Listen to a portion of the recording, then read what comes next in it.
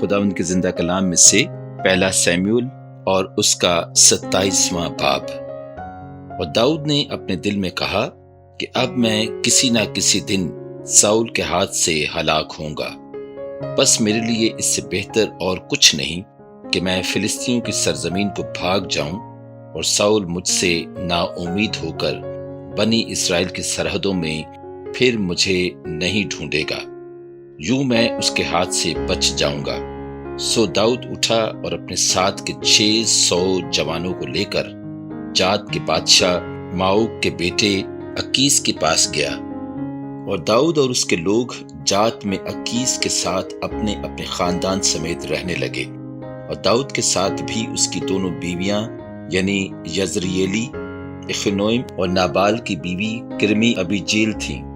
اور ساؤل کو خبر ملی کہ داؤد جات کو بھاگ گیا، تب اس نے پھر کبھی اس کی تلاش نہ کی۔ اور داؤد نے اکیس سے کہا کہ اگر مجھ پر تیرے کرم کی نظر ہے تو مجھے اس ملک کے شہروں میں کہیں جگہ دلا دے تاکہ میں وہاں بسوں، تیرا خادم تیرے ساتھ دارالسلطنت میں کیوں رہے۔ سو اکیس نے اس دن سکلاج اسے دیا، اس لیے سکلاج آج کے دن تک یہودا کے بادشاہوں کا ہے۔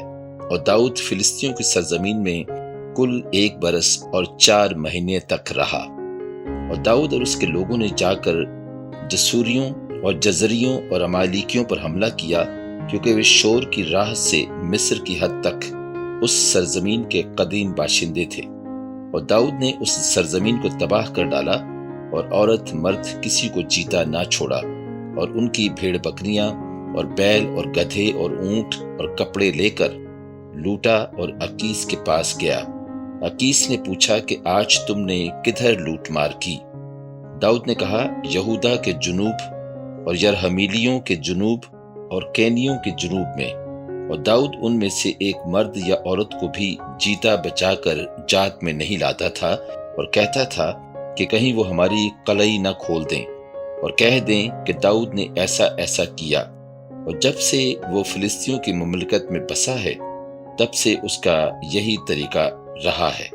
اور اکیس نے داؤد کا یقین کر کے کہا کہ اس نے اپنی قوم اسرائیل کو اپنی طرف سے کمال نفرت دلا دی ہے، سو اب ہمیشہ یہ میرا خادم رہے گا۔